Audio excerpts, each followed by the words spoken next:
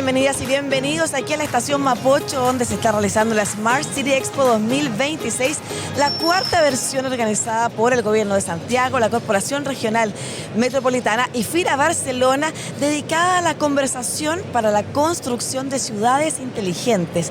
Y lo que vamos a estar conversando en este podcast es precisamente eso, cómo avanzamos a ciudades inteligentes.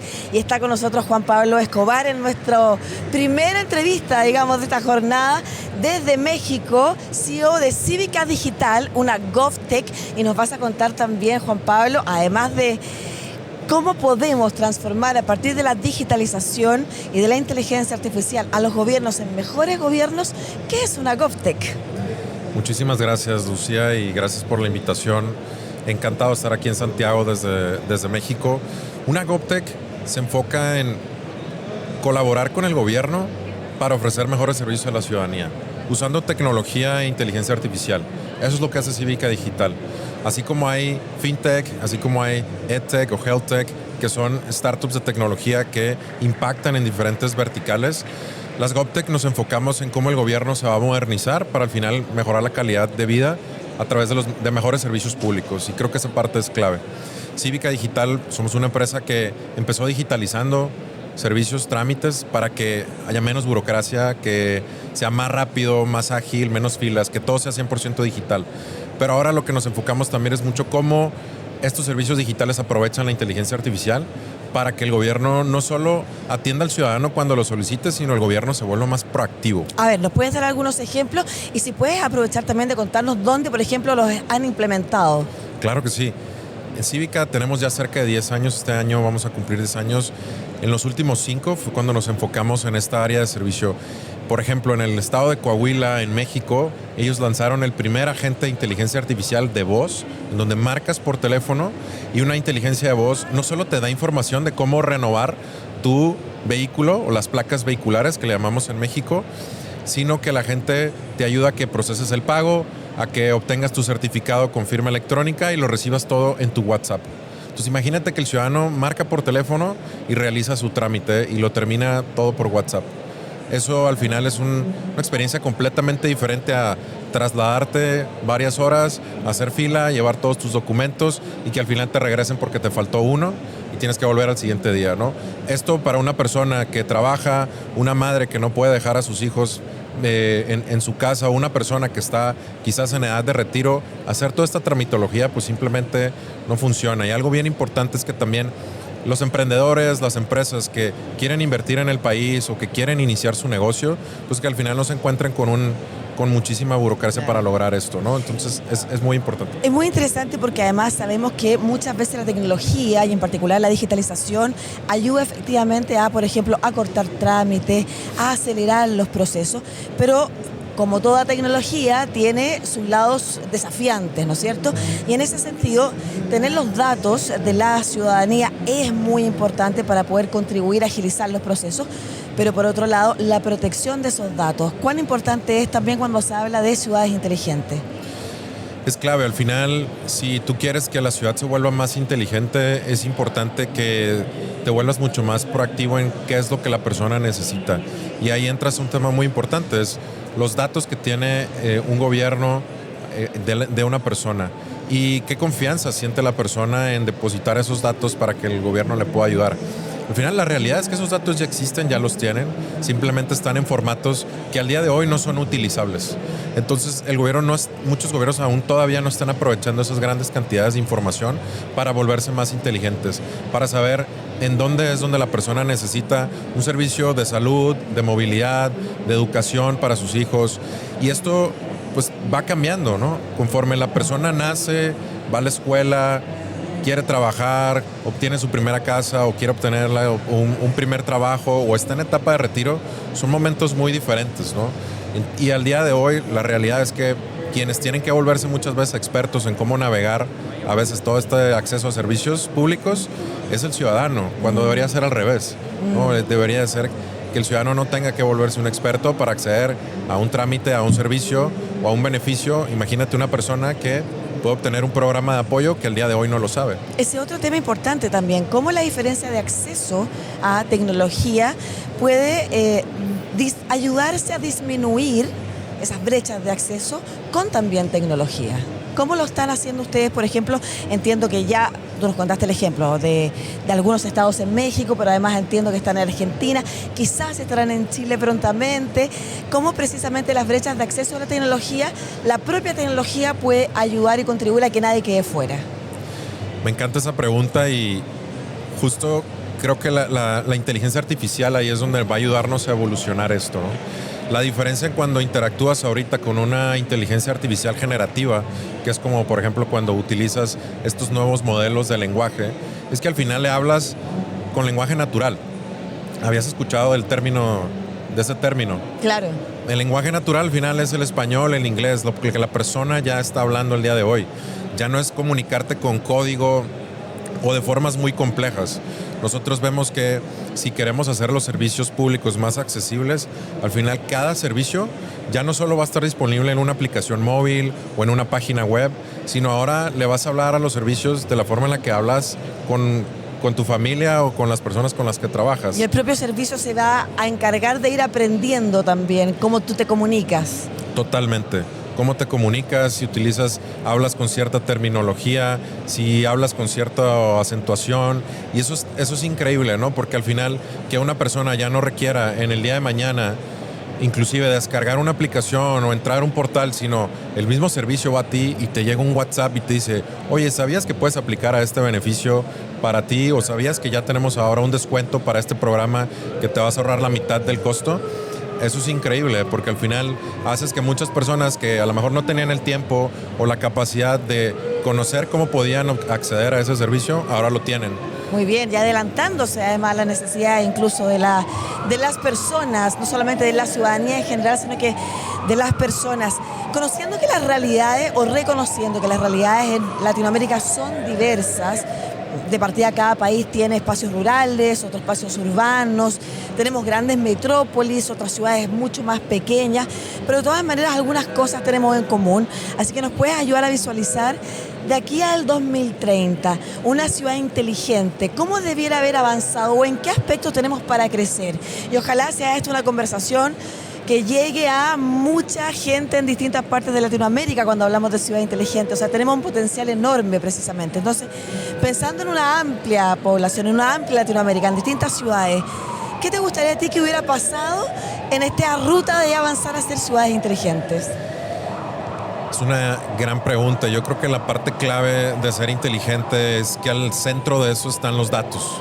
Y los datos permiten que desarrolles mejores servicios, pero no nomás gobiernos más digitales o servicios públicos más digitales, sino servicios y gobiernos más inteligentes. Y esa parte también conlleva que el ciudadano se vuelva más inteligente. Si al día de hoy utilizas tu teléfono inteligente como una extensión, una herramienta con la que utilizas todos los días para trabajar y para hacer lo que tienes que hacer en tu día a día, el día de mañana tú vas a tener un agente de inteligencia artificial que haga que inclusive un trámite sea invisible, que haga que un beneficio simplemente aparezca en tu cuenta ciudadana para que tú como ciudadano hagas uso de ello. Y si lo ocupas para el transporte o para registrar a tus hijos a la escuela o para aplicar a un trabajo o para abrir tu negocio, simplemente no tengas que preocuparte por esa parte, la parte burocrática, sino por la parte de crecer tu economía, de tener acceso a una mejor calidad de vida. Para nosotros eso es lo más importante. Esto se debe ver un impacto en la calidad de vida de las personas, en cuánto están mejorando su economía, en qué nivel de acceso a servicios tienen, en cuántos ciudadanos pueden acceder a un trámite rápido, ágil, desde donde estén.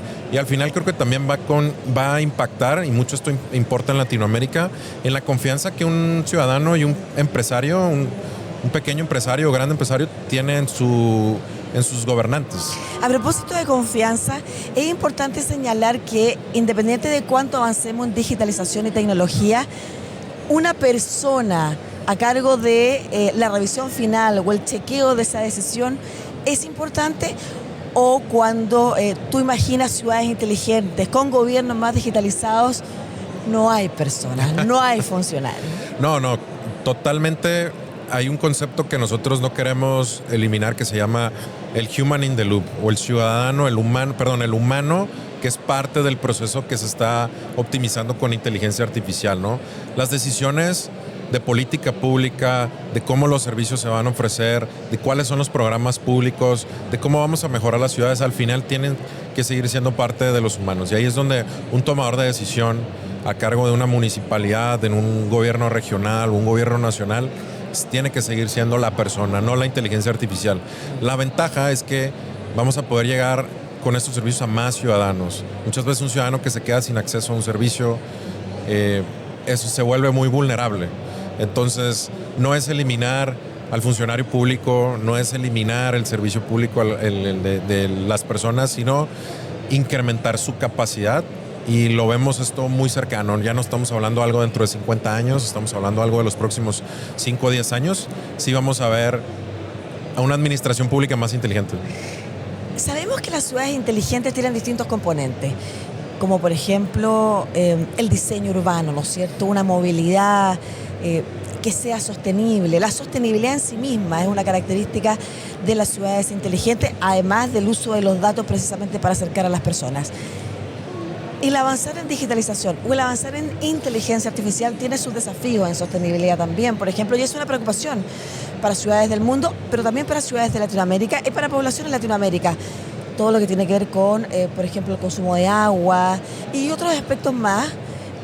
Y ahí la pregunta que te quiero hacer es, ¿cómo ves tú una ciudad inteligente que avanza en digitalización, en inteligencia artificial, pero que al mismo tiempo cuida su entorno? Eso es, yo creo que uno de los grandes retos, y no te podría decir que es algo resuelto. Creo que todas las empresas, tanto sector público como privado, tenemos que contribuir a ello. La parte clave ahorita yo creo que es tener una medición completamente transversal, ¿no? Creo que ahorita no se mide lo suficiente cuánto impacto está teniendo este tipo de tecnologías en el medio ambiente. Y yo creo que lo más importante ahorita inmediato es que los tomadores de decisión y las tomadoras de decisión tengan acceso a esta información, ¿no? Si yo digitalizo un servicio, si yo utilizo inteligencia artificial para atender a las personas, ¿cuál es el impacto que está teniendo y si es positivo o no? Ahora creo que ahí es donde tenemos que colaborar muchísimo entre sectores, no solo las empresas de software e inteligencia artificial, sino también las empresas que están invirtiendo en infraestructura física, de centros de datos, de centros de cómputo. Cómo se está reutilizando esta infraestructura para que se use de la forma más óptima. En inteligencia artificial es muy común sobreutilizar recursos, que muchas veces no es necesario, y ahí es clave que también haya una capacitación muy, muy fuerte, tanto de capital humano, las personas que están utilizando estas tecnologías, tanto en las empresas como en los gobiernos, para que la aprendan a usar de la mejor forma correcta. Claro, como la manera más eficiente, como ser conscientes de ese consumo también. Sí. Cada vez tenemos acceso a inteligencia artificial más poderosa, ¿no? Modelos de inteligencia muy, muy fuertes. Pero no siempre, digo, el chiste que decimos es no pones a un modelo de inteligencia artificial a multiplicar cuánto es 6 por 10, ¿no? Claro. O 6 por 5. Al final estás gastando recursos de forma que mejor usa tu calculadora o hazlo tú, ¿no? Pero cuando lo ponemos a resolver problemas complejos, ahí sí es clave, ¿no? Procesar un montón de información que a lo mejor a un grupo de personas le tomaría un año, cuando con la inteligencia artificial podrías tener mejores propuestas de cómo modelar el territorio o qué decisiones de política pública puedes hacer, y lo puedes hacer en cuestión de días. Y eso no lo podías hacer antes. Claro que sí. Y acercar. Si mides el impacto de eso, es gigantesco. Claro que sí. Y más personas atendidas a menores costos, eso también va a traer un ahorro de presupuesto en recurso público que se puede reinvertir en la mejora de acceso a energía solar, a cómo se está utilizando el agua, y el uso del tiempo para las personas. Y el además, enorme uso del tiempo de la administración. Juan Pablo Escobar, eres nuestro primer invitado a este podcast de la Smart City Expo 2026. Una invitación a la gente que te está viendo también a venir, si pueden hacerse parte de la versión. Recordemos que el día sábado es un espacio ciudadano, la gente puede venir a darse una vuelta acá, va a encontrar un montón de actividades para toda la familia, pero también están las otras versiones que vengan más adelante. La invitación es acercarse al debate de cómo construir una ciudad inteligente. Muchísimas gracias, Lucía, y muchísimas gracias a todas las personas que nos escuchan. Invitadísimos a esta Smart City Expo, encantados de conocerlos, visitarlos desde México. Y bueno, me encanta la idea de poder colaborar y poder estar aquí para poder construir mejores ciudades. Así es. Bueno, y ustedes no se pierdan las conversaciones que vamos a tener precisamente en ese stand durante todo este periodo de la Smart City 2026 desde la estación Mapocho. Seguimos conectados. Muchas gracias, Juan Pablo.